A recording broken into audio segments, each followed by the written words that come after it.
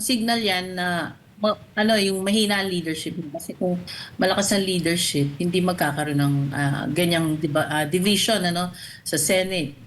So, nanggagaling yung leadership na yan sa Malacanang mismo kasi pati sila sumasaw-saw sila dun sa gulo sa Senado kasi may ini-endorse silang ah, tawag dito yung kampo tapos meron naman silang ayaw sundin ng kampo, yung gano'n. So, imbis na pag-usapin niya, sabihin nila doon sa dalawang kampo, mag-usap kayo, magkaisa kayo, nag-aano pa siya, nag-endorso siya ng isang kampo. Opo. So, yun ang hindi maganda kasi divisive yung ating gobyerno ngayon. Nasa linya po ng ating komunikasyon ngayong umaga via Zoom si Ma'am Corazon Guidote, isa pong ekonomista at kilala din sa CPA mga kababayan. Ma'am, good morning po. Jade at Admar po ang inyong mga kasama. Maraming salamat po sa inyong oras. Good morning, Jay and Admar. Opo, ma'am, bilang isang ekonomista, alam natin na marami po kayong mga pahayag kaugnay po dito. Lalo na po, kilala din po kayong kritiko ng administrasyon ngayon dahil nga sa lagay no, ng ating ekonomiya sa ating bansa. Sa ngayon ba, para lang bigyan natin ng ideya ang ating mga kababayan, kumusta po ang ating ekonomiya sa ating bansa? Well, lumabas na yung mga inflation tsaka unemployment numbers. Ito yung mga indikasyon na talagang mahina pa rin talaga ang ating ekonomiya. Unang-una yung inflation ay 6.8% pa rin. Napakataas pa rin yan. At saka yung unemployment natin, 4.7% na mas mataas kesa nung isang taon. Pero ang mas nakakabahala yung underemployment. Yan yung mga mga trabaho naman pero mababa sa minimum wage ang kinikita niya kasi ang trabaho nila hindi naman 8 oras, no. So, yan ay tumaas ng napakataas niyan, 15.2% at ang katumbas niyan ay 7.1 million ang mga taong hindi kumikita ng sapat, no. So, kung i-add mo yan dun sa 2.1 million na walang trabaho. So mga 11 million ang mga Pilipino na medyo mahirapan talaga ngayon na mataas ang presyo ng mga bilihin. Opo, underemployed, mas marami, mas tumaas yan sabi po ninyo. Pero ang trabaho ho ba, O, nadagdagan ho ba sa ngayon? Pero ang problema, yung underemployed ay tumaas din. hindi masyadong nadagdagan yung trabaho. Pero yung underemployed, ang tingin ko dito, maraming nakahanap ng trabaho pero contractual. Alam mo yun? Kaya Mm-mm. underemployed sila eh. Kasi ang ibig sabihin ng underemployed, ah ano, kailangan parang gusto nila mas madagdagan yung oras ng trabaho o kaya magkaroon sila ng dagdag na trabaho, yung second job, no? Or magkaroon ng ibang trabaho na may mas mahabang oras. Yan ang ibig sabihin ng underemployed. So, malamang contractual to or kaya nanghihinay na yung yung kumpanya, so binabawasan na yung oras ng trabaho nila. Mm-mm. Mm-mm. Ang maganda dito kasi kung contractual sila, hindi sila nakakatanggap ng benepisyo ng SSS, PhilHealth, tsaka pag-ibig, ganyan. Kasi hindi yan naibibigay ng kumpanya kung saan sila nagtatrabaho. Opo. Papaano po yun? Anong magiging implikasyon po nun kung kapag napipilitan po silang tumanggap ng mga trabaho ng mababang sahod din at the same time, ito mga nasa underemployment, ma'am? Ang mangyayari dyan parang sangkahig santo ka, di ba? Kasi kung mababa pa sa minimum wage yung kinikita nila, ibig sabihin talagang masasagad sila ngayon dahil tumaas nga yung mga presyo ng bilihin. So, kumbaga kung kailangan pa nila ng ibang klaseng panggastos, kunwari kung may magkasakit, o kaya may pangangailangan sa eskwelahan yung mga anak nila, mahirapan silang punuin yon kasi sagad na yan eh. Masasagad talaga sila. Mas na halos kapantay na ba natin yung sitwasyon natin ngayon noong nakaraang pandemya? Yung underemployment, halos pareho na yung level, no? Nung lockdown. So, hindi na maganda talaga yung nakikita kong mga numero na lumalabas ngayon. So, ang kabuuan nito, yung pinaka-consumer spending ng mga Pilipino, bababa yan. Sa ngayon, yun na lang ang tumataas pagdating sa mga components ng GDP mo, no? Yung household spending na lang ang sumusuporta dyan. Dahil nga mayroon pang pumapasok na OFW remittances. Pero kung ganito na wala masyadong makuhang disenteng trabaho, no? Hindi naman sa hindi disente, pero kulang sa oras. So, ibig sabihin, contractual sila, ganyan. Talagang manghihina kasi yung mga kumpanya, umaasa rin yan sa binibili ng mga households, di ba? So, kung mahina yung spending mo, mahina rin ang sales. Mm. So, mahina ang kikitain ng mga kumpanya. Pag mahina ang kikitain ng kumpanya, mababa ang tax revenues ng gobyerno. So, apektado lahat yan eh. So, pati yung gobyerno, apektado. Opo. At marami din ho ba, tumataas din ho ba yung bilang ng mga natatanggal sa trabaho? May mga indikasyon ho ba kayong nakikita na yung mga negosyo ay nagtitipid na lang? Or para makatipid ay nagbabawas ng tao at or minsan naman ay nagtatanggal ng kanilang mga empleyado? Dito mo nga makikita sa underemployed yan eh kasi biglang tumaas talaga na 15.2%, no, galing yan sa 13.2. So diyan mo makikita na talagang nanghihina na yung employment sector mo, yung job availability, no? So maaaring yung mga kumpanya nga ay nagtitipid na, kaya binabawasan na nila yung oras ng pagtatrabaho. Siguro, imbis na 5 days, baka 3 days o 4 days na lang ang trabaho ng mga arawan na nagsisweldo, no? Tsaka yung mga construction, di ba maraming tumigil na construction dahil dyan sa flood control issue na yan, no? Mm. So maraming dating nagtatrabaho sa construction, ngayon kung hindi nawalan ng trabaho, maaring konti na lang yung or less days o konting araw ang tinatrabaho nila. Opo. Kung magpapatuloy po ito, ma'am, itong trend na ganito na bumababa siya sa mga susunod na mga buwan, ano kaya ang maaring maging epekto naman ito sa antas ng kahirapan ng ating bansa? Yun nga, so patuloy manghihina yung ekonomiya natin, no? So kung ganitong nangyayari lalo na sa mga kumpanya, dahil sila yung talagang nag-employ, no, sa mga tao, sila nagbibigay ng trabaho, mahihirapan talaga. So, kumbaga yung mga negosyante, baka mabawasan pa yan. So, hindi pa yata nare-reflect dito yung mga bagong graduates or mga fresh graduates. So, maaaring nandito na, pero ganun nga, contractual yung nakuha nilang trabaho. No? Mm. Kasi yung graduation, Abril, no? So, itong buwan na to, yung dapat na-reflect na yung ano dyan. Pero lalaki pa yan sa Mayo. Kasi syempre mas maraming papasok sa labor force. Pero kung mahina ang negosyo, mahihirapan sila maghanap ng trabaho. So tignan natin kasi ang Mayo seasonally high din yan, no, pagdating sa unemployment. Apo, bago ko lang ipasa kay Partner Admar, sa nakikita ho ninyo ngayon, sapat ho ba yung mga programa, polisiya o dapat magdagdagan ng gobyerno para po maibsan ito? Ano ba mga dapat gawin ng gobyerno para at least man lang mapababa yung unemployment or underemployment na rate po dito sa ating bansa? Ayun nga, 'di ba ilang beses ko nang sinabi talaga na, alam mo, ang gobyerno dapat buwasan na nila yung corruption nila at saka yung pamumulitika kasi kailangan mag-focus sila talaga sa pagbibigay ng trabaho. Which means, ituloy nila yung mga malalaking proyekto na dapat ituloy sa infrastructure kasi yan ang nagbibigay ng maraming trabaho. So, kaso wala ka naririnig na bidding, na binibid na projects, no? If ever, tinutuloy lang nila yung mga maintenance, mga repair works. So dati nang meron yon.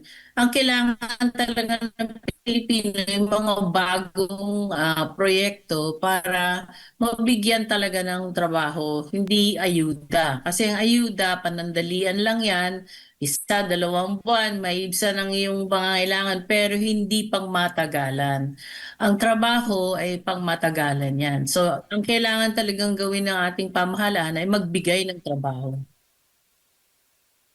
Ma'am Cora, magandang umaga po. Si Admar po ito. Ma'am, itong nakalipas, natalakay dyan po sa Korte Suprema. Nagkaroon po ng oral arguments dito nga po sa kinikwestiyon o kontrobersyal na 2024 to 2026 budget.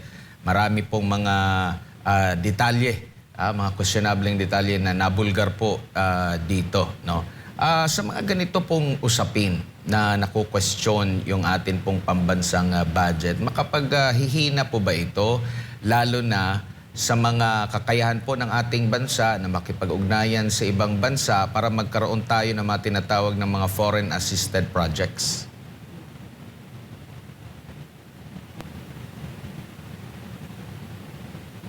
Parang sinisingil na yung gobyerno natin na tapusin yung mga proyekto, no? So, ibig sabihin, nababahala na rin yung ibang bansa sa nangyayari. At saka, di ba, last year pa, yung sabi ng South Korea, hindi na sila magpapautang yata. Yun yung nakita ko. So, affected talaga ang hindi lang yung mga bilateral talks, no, or multilateral negotiations. Affected rin yung mga foreign investors mismo. Kaya bagsak ang investments. Last year pa, bumagsak na yan ng malaki. So, wala tayong masyadong maasahan na bagong mamumuhunan dito sa Pilipinas. Kaya nga ganyan nanghihina talaga yung labor sector. Yung, so, maraming walang trabaho at maraming may trabaho pero kulang sa oras. Opo, kamakailan lang pumunta sa Japan ang Pangulo at may ipinagmalaki na mga investment pledges. Karaniwan po ba, ma'am? Kailan po nagaganap ang pangako ng isang foreign entity, ibang bansa na maglagak ng puhunan, halimbawa dito po sa Pilipinas? Mga ilang taon po ang aantayin at yung possibility pa, matutuloy ba yan? Ilang porsyento yung matutuloy, ilang porsyento yung hindi matutuloy, ma'am? Dapat nga, kung nag-pledge ngayon, dapat within the next 6 months, mag-umpisa na yan.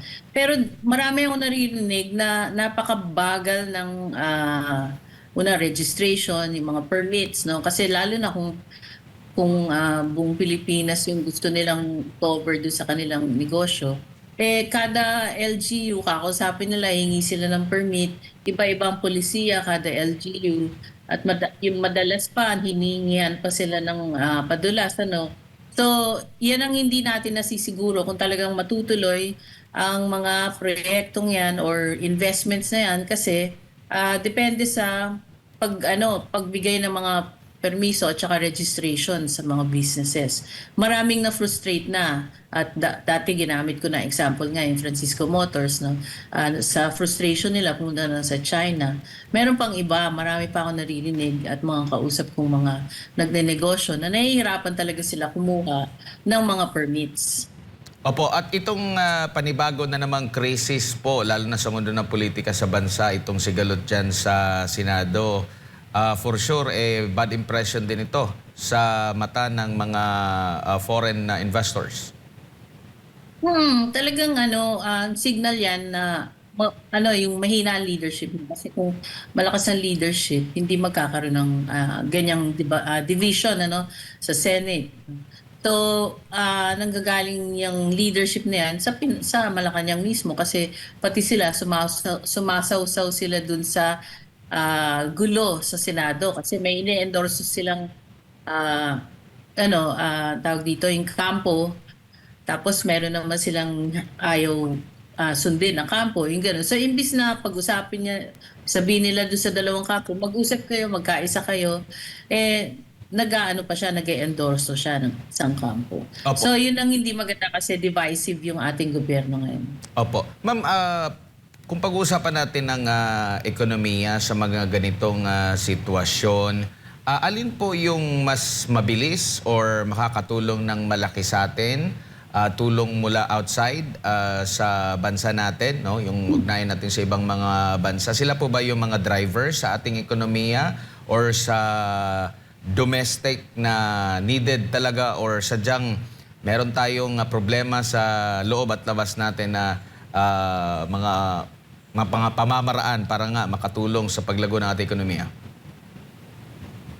Ang main driver talaga is the government kasi sa kanila sa kanila manggagaling yung mga polisiya para well, first makabigay ng trabaho, no, kaya kailangan sila gumawa ng mga proyekto. And second, kailangan ma-restore yung tiwala, maibalik ang tiwala kasi hanggat walang tiwala ang mga namumuhunan, hindi sila pupunta dito.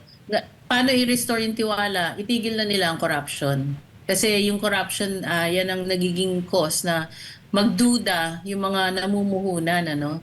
At ikalawa, yung fiscal sector, yung fiscal discipline, kailangan maibalik din yan, ano. Kasi nga, hanggang ngayon, hindi tayo sigurado kung talagang pumupunta sa mga proyekto at sa serbisyo para sa mga tao, yung mga ginagastos. Kaya, ang laki-laki na ng utang ng gobyerno ngayon, ano, na pumapatak na yan sa 18.5 trillion at tumataas yan ng 1.5 trillion kada taon. Opo. Ma'am, dito naman po sa inflation, bago pa man inilabas yung actual na inflation natin, ito nakalipas na buwan, may pagtaya ang BSP. May forecast sila either mula 7.1 hanggang 7.9 ang kanilang tansya for May 2026. Pero mas mababa po dito sa kanilang forecast ang naging inflation. 6.8 po yung naging inflation. Ano po yung masasabi niyo po ukol dito na hindi nagtugma? Ganito rin po ba yung forecast ninyo na mas mataas sana?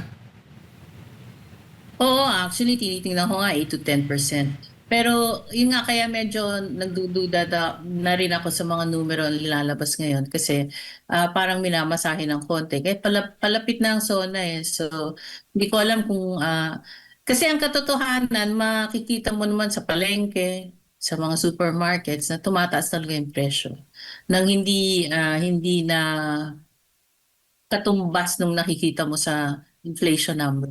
In any case, 6.8 is still very high. Kasi dapat nasa 1.5 to 2% lang ang akyat ng ng presyo ng mga bilihin. Pero yun nga, nagkaroon tayo ng krisis sa langis at saka napabayaan ng gobyerno yung presyo ng langis, no? Kasi hindi nila ma-monitor tsaka kulang nga sa polisiya para magkaroon tayo ng karagdagang supply ng gasolina. Opo. Ayan, siguro Ma'am Cora, mensahe po ninyo sa lahat ng ating mga kababayan. Alam po natin, nasa gitna po tayo ng maraming kontrobersya. Itong Blue Ribbon Committee nga, di ba? Patuloy pong iniimbestigahan nga itong flood control anomaly. Pero hindi pa natin alam kung kailan pa masusundan, gaano kahalaga ito. At sa marami pa na mga issues sa ating bayan, particular na po sa epekto nitong ekonomiya. Kailangan rin talaga bantayan rin natin yung nangyayari sa Blue Ribbon Committee ni Senator Cayetano kasi diyan talaga lumalabas yung mga katotohanan. Kung mapapansin niyo doon sa ginawang Senate Blue Ribbon Committee meeting ni Tulfo, Senator Tulfo, wala namang nangyari doon sa hearing ngayon. So kasi pinipigilan nga nila na lumabas ang katotohanan. So napaka-importante nun. Bantayan natin yan at humingi tayo ng accountability sa ating gobyerno. Ikalawa, maghanda pa rin tayo kasi may krisis na tayo sa ekonomiya, hindi lang talaga nangihina. Kumbaga may krisis na tayo. Tapos parating na nga itong mga bagyo. So, dadami na naman ang masasalanta ng malalang baha, ano? Kasi wala ngang nangyaring mga flood control projects. Imbes ay naging ghost projects at binulsa ng ibang kawatan yung mga dapat na gamitin para sa mga proyektong yun. So kailangan maghanda tayo kasi dadami pa yung mga sakuna. Nauna na nga itong earthquake, ano? So hindi rin inaasahan yan. At syempre lindol talaga hindi mo inaasahan yan. Pero yung mga bagyo, maaasahan natin na dadating at dadating yan. Alright. Ma'am Cora, maraming salamat po sa inyong oras. Good morning po sa inyo. Maraming salamat din sa inyo, Jay at Admar. Have a nice day. Ayan po mga kababayan, si Ma'am Corazon Guidote, isa pong ekonomista ang ating nakasama. Napakinggan po ngayong umaga.